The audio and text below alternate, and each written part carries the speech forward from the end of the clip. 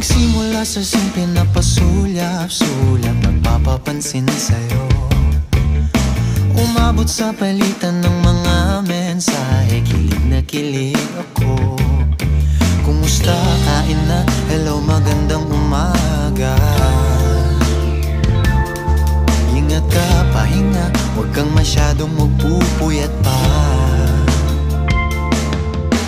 Naramdaman ng puso na dahan-dahan na pong nahuhulog sa'yo. Sa kada araw natin na pag-uusap, meron nang namumuo. Ngunit di ko na alam